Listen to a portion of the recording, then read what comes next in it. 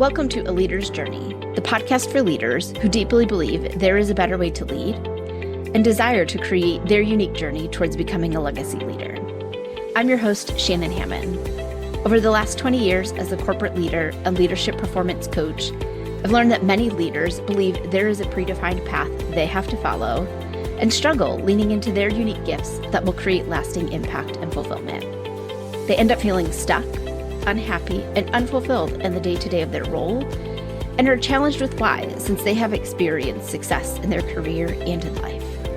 I'm here to help leaders think through their leadership journey, learn how to ask themselves better questions, and learn the formula to create their leadership journey by design. If you are ready to design your unique leadership journey, lead with confidence, and love the teams you lead, then you are in the right place. Let's do this.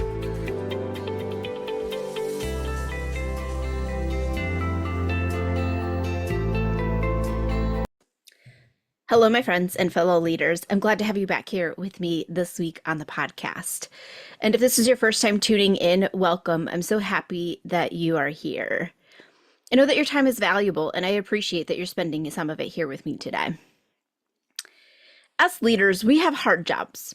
There are lots of things that can go wrong, and there's also a lot that will go right in our leadership journey. Leadership is very rewarding, and there is much greatness to it. Now, we are going to make mistakes too. We are human, after all. We are learning many things on the job, and making mistakes is a huge part of growth and learning. If we don't try new things and take action, we'll never know what works and what doesn't. We won't build our confidence, and we won't build trust within our teams. Now, I do feel that there is one thing, though, that I truly believe is the biggest mistake a leader can make. And today on the podcast, that's what we're going to talk about. Now, it's the one thing that if you can avoid it at all costs, you really need to. And there are ways to avoid it. There are ways to prevent it from happening. This is the one action that I will tell you to never do unless there truly is that deep, rare, valid reason for it. Because again, I do think this is the biggest mistake that leaders make. It's the one action that will immediately erode the trust your team has in you as their leader. Once it's done, and you can't take it back. The negative impact is already there, and it's immediate. And it might be a feeling that always lingers with your team member, that they're always going to be wondering, is it going to happen again? When is it going to happen again? Is this something that I need to be worried about or concerned about? It can create the feeling that leaders lose sleep about, and that's their team not trusting and not respecting them. And yikes, that is not something that you want as a leader. So you might be wondering, what's the biggest mistake that a leader can make? I truly believe that the biggest mistake a leader can make is canceling their one-on-one meetings. Now, before you turn the episode off, I want you to hear me out on this one. And I'm not saying that it will never happen, but it should be extremely rare, and there needs to be that deep, true, valid reason for it. Right? And again, it's something that is going to come up. You will cancel one-on-ones when you or your team member is out on PTO for the week, or maybe even an extended period. Maybe it's 2 weeks, 3 weeks, whatever that happens to look like. There might be major weather events that will come up, which requires team members to be out of the office for their own personal safety, or maybe some extended cleanup after a weather event happens. They might also stretch your business or your team really thin, and everybody needs to be banding together to help support those team members that need to be present at home. Or it might even, depending on where your business is located in the event, it might even have a direct impact on your business. And you might need to allocate team members to helping support other departments to be able to take care of each other and to keep your business moving forward.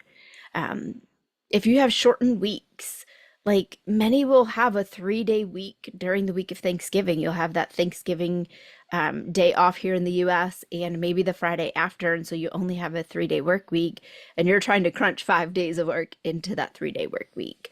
That may be a period where you might cancel your one-on-ones because if that's a busy time for your business, it might be that you need all hands on deck to be able to take care of each other and your clients so that way you can leave at the end of the day Wednesday and everybody can be present with their family and not worried about work during the holiday. Now, there might be one or two other reasons. I'm not saying that that is an exhaustive list of all the reasons that might come up, but really outside of that, there shouldn't be many other instances and where you actually just cancel a one-on-one. And it definitely shouldn't be something that happens on a regular basis. And regular basis, I'm going to define as any type of period where your employee notices it, right? Or if you notice and you look at your notes and you're seeing how many weeks you're into the year and you don't have very many one-on-ones with an employee, that's regular basis, right? So it shouldn't be something that happens all the time. You shouldn't also be canceling one-on-ones because you as the leader mismanaged your time, whether that is accepting another meeting at the same time, or maybe you got stuck on a call that went longer than anticipated, or maybe it's that, well, it's a really busy week syndrome that leaders tend to get. And so it's like, oh, let's clear my calendar, and let's just cancel one-on-ones because it's a busy week for me, or maybe it's a busy week for your team. And sometimes there might not be any reason at all. Sometimes I've seen it where leaders just cancel one-on-ones because they really just don't have a reason. They just maybe don't feel like doing it, or they just think it's the right decision for them that week.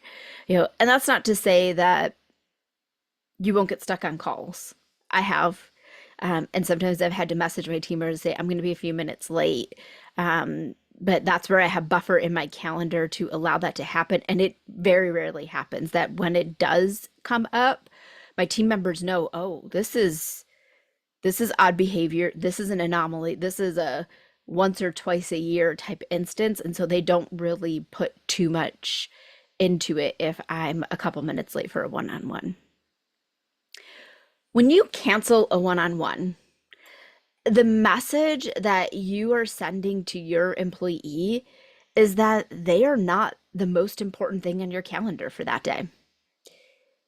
You're telling them that someone or something else is more important, that you don't have time to spend with them discussing what's most important to them and their career. And depending on your employee, if their language of appreciation in the workplace is quality time, canceling a one-on-one is a double dose of disappointment for them because they are looking forward to it. That's how they connect with you as the leader. That's how they want you to connect with them, is spending that quality time together. And there's no better place to do that than the one-on-one because that's when they have your sole attention and you're able to give them your sole attention. Now, there are going to be things that come up. And I also believe that you truly shouldn't reschedule your one-on-ones often either, because you do need to get a handle on your time, your obligations, and your priorities. You should have your one-on-ones strategically scheduled on your calendar at times when you are less likely to get interrupted, to get double booked, distracted, etc. For example, I never schedule one-on-ones on a Friday. Most people take PTO on Fridays. They want that nice long 3-day weekend. Fridays are always a day of interruptions. In the nature of the work that I've been doing for the last 25 years, a lot of our time Monday through Thursday is spent interacting with our clients. It's maybe spent out in the field. There's a lot of meetings that are happening that we need to do earlier in the week so action can be taken throughout the week.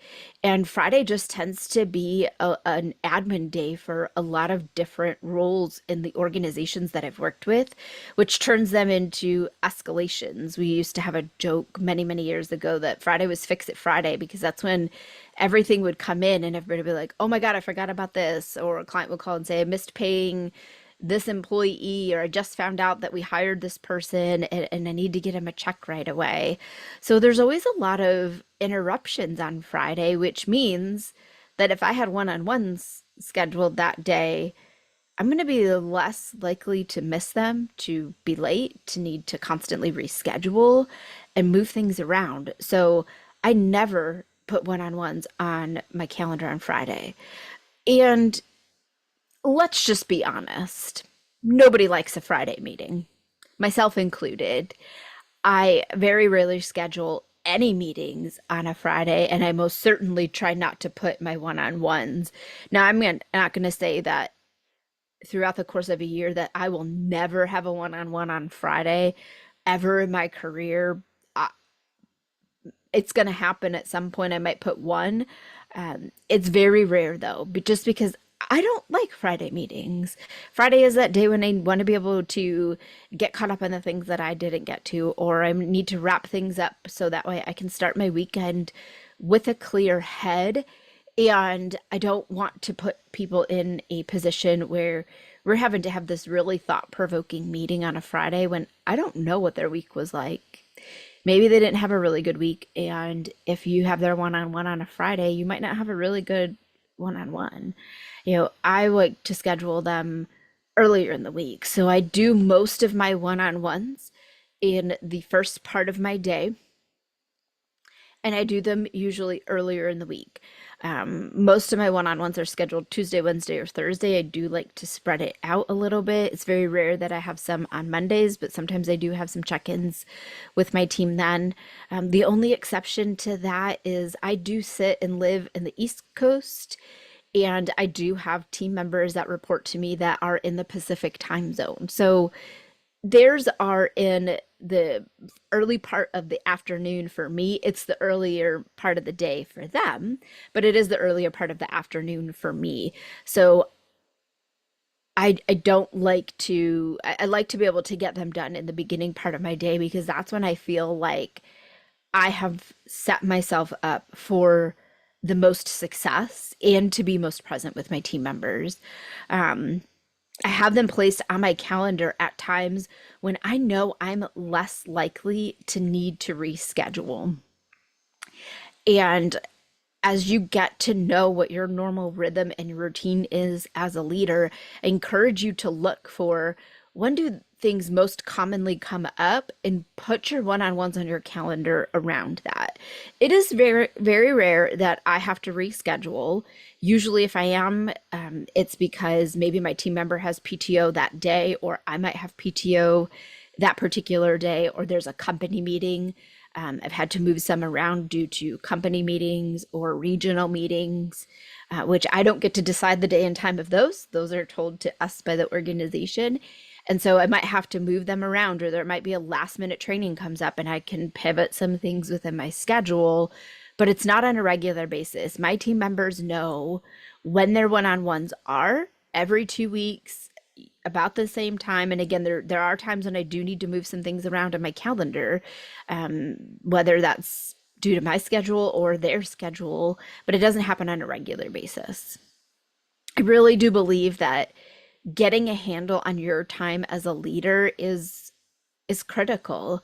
I also recognize that it can be a huge challenge, especially when you are new to your role as a leader or new to leadership as well. There's so much that is coming at you, and you're trying to figure out, okay, what meetings do I need to be in? What meetings do I not need to be in?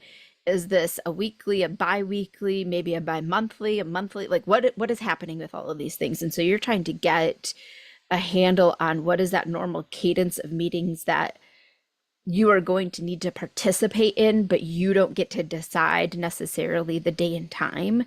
So I would encourage you that if you are struggling with managing your time as a leader, don't be embarrassed about it. We've all been there. I've been there.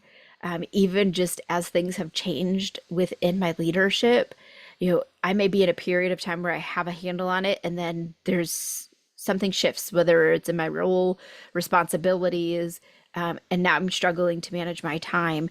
So I would encourage you acknowledge it. That's the first step in it. And go back and take a listen to episodes 18 and 19 of the podcast, where I discuss time management and some strategies and how you can work through that, and really busting the myth that exists around how it is that we manage our time and what time management really means. You may also want to listen to episode number 21, where I talked about the art of delegation. Delegation truly is an art, and one that leaders really need to lean into and learn for themselves, because that does help you with your time. One-on-one meetings, they are the most critical and important responsibility of a leader.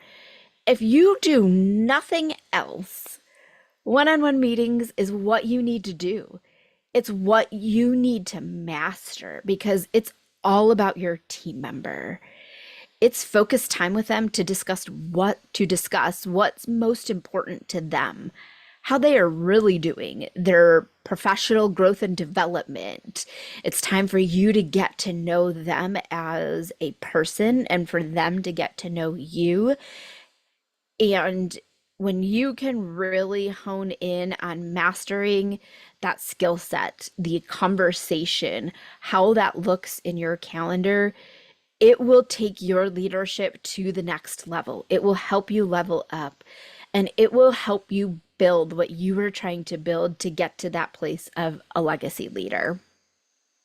Now, I'm going to wrap up today's episode here, because this is a topic that I can go on about all day, and I'm really passionate about one-to-one meetings. So in a future episode, I will dive deeper into one-to-one meetings and share some more specifics around what I have found to work for me in the flow of the conversation, how I keep my notes and organize and prepare and wrap up my one-on-one conversations, and how I go about following up on the items that my employee and I had a conversation about then. So watch for that episode coming up, hopefully in the next couple weeks. I appreciate you tuning in this week and spending some of your time here with me.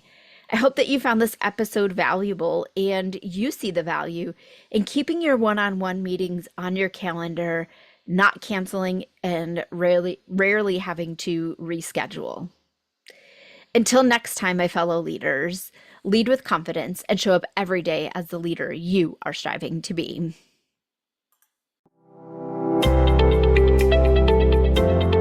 Thanks for listening to A Leader's Journey podcast. I hope you enjoyed this week's episode. If you're excited to learn more, be sure to subscribe to the podcast and tune in next week for another exciting leadership lesson. I'd love to help you level up your leadership, achieve the goals you desire, and design your unique leadership journey. So click the link in the show notes to schedule a free Level Up Your Leadership session. During this time, we will define where you are in several key areas of leadership, where you desire to be, and how you can level up your leadership. You don't need to do this alone, so let's chat today and get your journey started.